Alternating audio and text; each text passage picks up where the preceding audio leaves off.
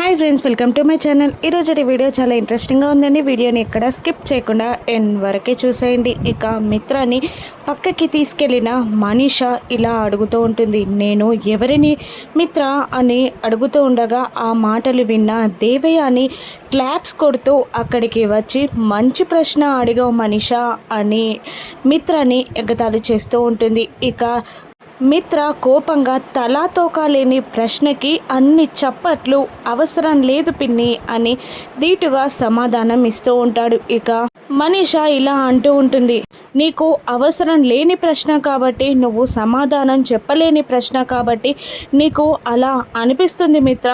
నిజంగా మనస్ఫూర్తిగా చెప్పు, నేనెవరు అని అడుగుతుండగా ఏంటా ప్రశ్న అని అంటూ ఉంటాడు మిత్ర.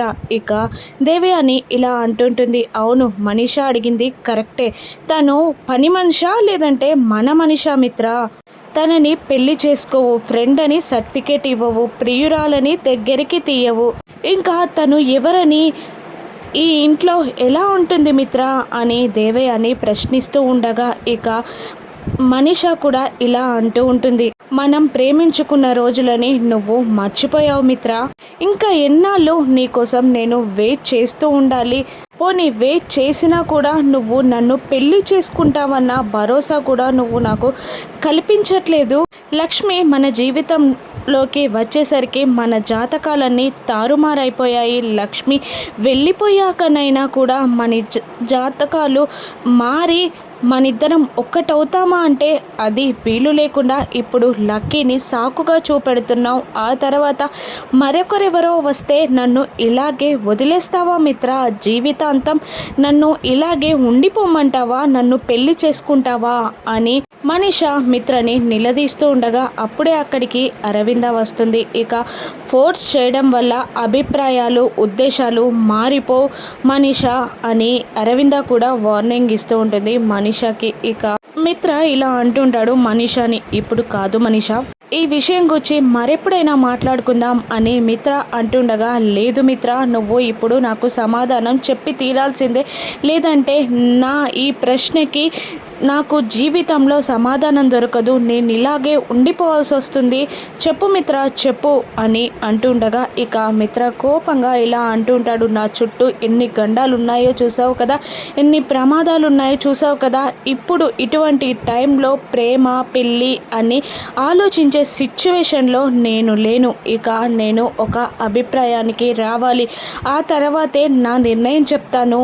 అని అంటూ కోపంగా మిత్ర వెళ్ళిపోగా ఇక తనకి అనుకూలంగా మిత్ర నిర్ణయం తీసుకుంటాడని మనీష సంతోషపడుతూ ఉంటుంది. ఇక అరవింద మనసులో ఇలా అనుకుంటూ ఉంటుంది, లేదు మిత్ర నిర్ణయం తీసుకునే లోపే నేను లక్ష్మి గురించి ఒక క్లారిటీ తీసుకోవాలి. లక్ష్మి బ్రతికే ఉంటే మళ్ళీ లక్ష్మిని మిత్ర జీవితంలోకి తీసుకురావాలి, వాళ్ళిద్దరూ హ్యాపీగా కలిసి ఉండే విధంగా చేయాలి అని అరవింద అనుకుని దీక్షితులు గారిని అంత అర్జెంటుగా కలవాలి అని అనుకుంటుంది. ఇక తెల్లవారగానే మిత్ర జాగింగ్ చేస్తూ ఉంటాడు. ఇక ఒక బస్కి బ్రేకులు ఫెయిల్ అయి మిత్ర మీదికి రాబోతూ ఉంటుంది. ఇక మిత్రకి యాక్సిడెంట్ జరగబోతూ ఉంటుంది.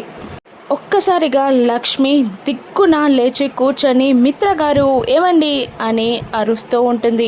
ఇక మిత్రకి యాక్సిడెంట్ అవ్వబోతుంది అనేది లక్ష్మి కల. ఇక లక్ష్మి కంగారుగా, ఇటువంటి కళ నాకెందుకు వచ్చింది? మిత్రగారికి నిజంగా గండం పొంచుందా? మిత్రగారిని మళ్ళీ గండాలు వెంటాడుతున్నాయా? మళ్ళీ మిత్రగారికి యాక్సిడెంట్ జరగనుందా? ఏం చేయాలి అని ఆలోచిస్తూ ఉండగా పక్కనున్న జున్ను లేచి కూర్చొని, ఏమైందమ్మా, ఎందుకంత కంగారు పడుతున్నావు అని అంటూ ఉండగా లక్ష్మి, మీ నాన్నగారికి యాక్సిడెంట్ అయినట్టు కలొచ్చింది నాన్న అని లక్ష్మి అనేస్తుంది. ఏంటమ్మా, నాన్నగారికి యాక్సిడెంట్ అయినట్టు కల వస్తే నువ్వు కంగారు పడుతున్నావా?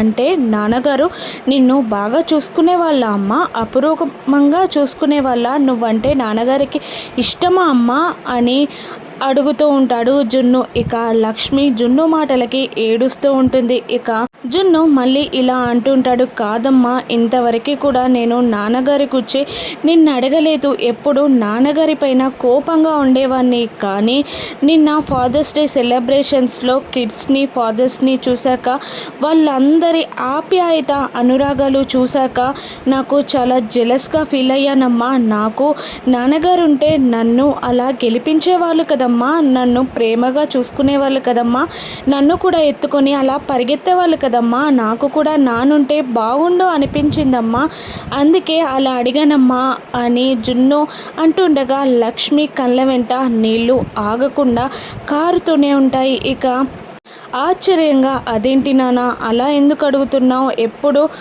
నువ్వు కోపంగా ఉంటే నాకు చాలా బాధగా అనిపించేది, మీ నాన్నగారి పైన కోపంగా ఉన్నావని. కానీ ఇప్పుడు నువ్వు అలా ప్రశ్నిస్తూ ఉంటే నేను సమాధానం చెప్పలేకపోతున్నాను నాన్న.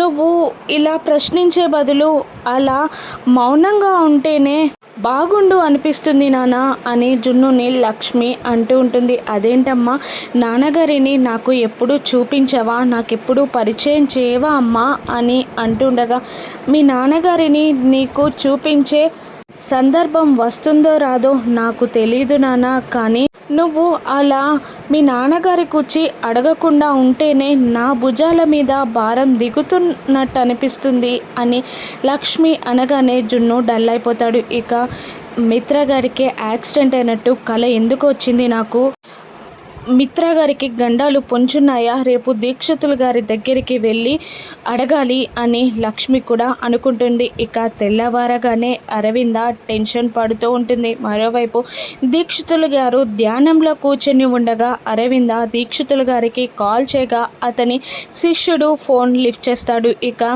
నేను అరవింద మాలినిని అర్జెంటుగా దీక్షితులు గారితో మాట్లాడాలి అని అరవింద అంటుండగా, ఇక లేదు దీక్షితులు గారు ధ్యానంలో ఉన్నారు, ఇప్పుడు మాట్లాడడం కుదరదు, కాసేపట్లో దీక్షితులు గారు అడవి మధ్యలోనున్న అమ్మవారికి నైవేద్యం పెట్టి అక్కడే 2 రోజులు నిద్ర చేస్తారు, ఇక 2-3 రోజుల వరకు కలవడం కుదరదు అని ఆ శిష్యుడు చెప్తూ ఉండగా, లేదు నిన్ను అర్జెంటుగా కలవాలి, ఇప్పుడు ఎక్కడున్నారు అని అడుగుతూ ఉండగా, ఇక అరుణాచలం అడవుల దగ్గరనో ముందున్న అమ్మవారి గుడి దగ్గరున్నాము, ధ్యానం అయ్యేలోపు మీరు వస్తే కలవచ్చు అని అనగానే, ఇప్పుడే బయలుదేరుతాను అని అరవింద అంటూ ఉంటుంది. ఇక మిత్ర అప్పుడు అక్కడికి వచ్చి, ఏంటమ్మా ఎందుకంత టెన్షన్ పడుతున్నావు అని అడుగుతూ ఉండగా, అర్జెంటుగా దీక్షితులు గారిని కలవాలిరా, కాసేపట్లో అడవిలోకి వెళ్ళిపోతారంట, ఇప్పుడే బయలుదేరాలిరా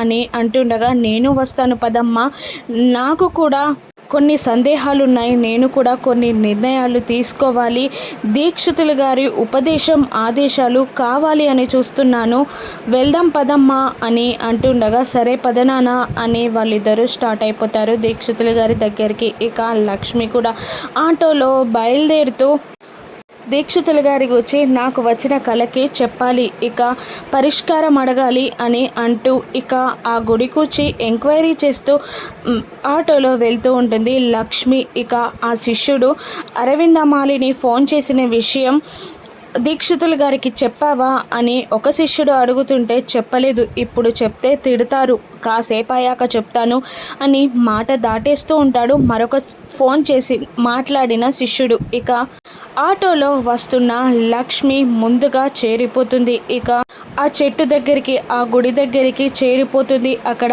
ఒక ముసలాయన ఉంటాడు. ఇక్కడ దీక్షితులు గారు ఉండాలి కదా అని అడుగుతుండగా, ఇప్పుడే అడవి మధ్యలోనున్న అమ్మవారికి నైవేద్యం పెట్టి 2 రోజులు నిద్ర చేయడానికి వెళ్ళాడు.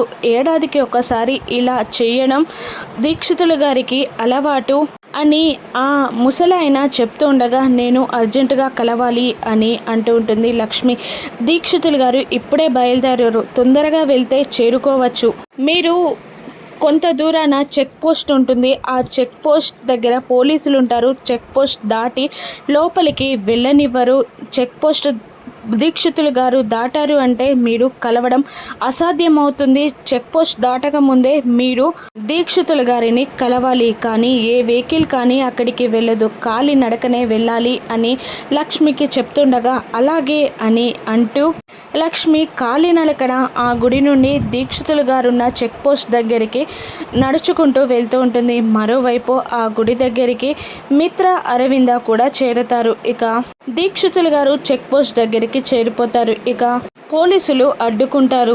పులులు సంచరించే చోట ఈ పూజలు పునస్కారాలు అవసరమా దీక్షితులు గారు అని అంటుండగా ఆ అమ్మవారే దయ చూపిస్తారు, దారి చూపిస్తారు అని అంటూ దీక్షితులు గారు వెళ్ళడానికి ప్రయత్నిస్తూ ఉంటారు. ఇక మీ భద్రత కోసం 2 కానిస్టేబుల్స్ను కూడా పంపిస్తున్నాను, పైనుండి ఆదేశాలు తీసుకొచ్చారు కాబట్టి మిమ్మల్ని వెళ్ళనిస్తున్నాను అని అంటూ కానిస్టేబుల్స్ని ఇచ్చి చెక్ పోస్ట్ నుండి దీక్షితులు గారిని వెళ్ళనిస్తారు.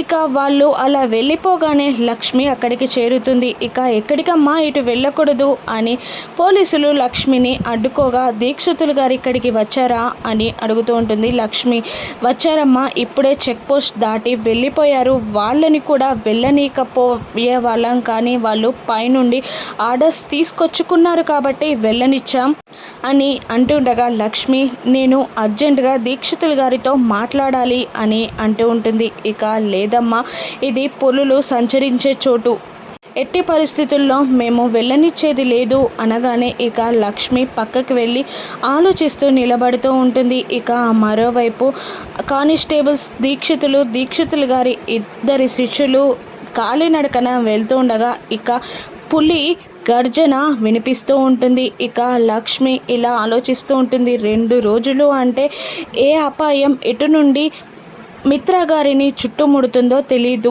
ఇప్పుడు దీక్షితులు గారిని కలిచేదెలా అని ఆలోచిస్తూ ఉంటుంది. ఇక దీక్షితులు గారిని లక్ష్మి ఏ విధంగా కలుస్తుంది, ఇక దీక్షితులు గారు పులి బారున పడకుండా లక్ష్మి కాపాడుతుందా, అడవిలో మిత్ర లక్ష్మి అరవింద కలుస్తారా? రాను ఎపిసోడ్స్లో చూద్దాం. Thank you for watching.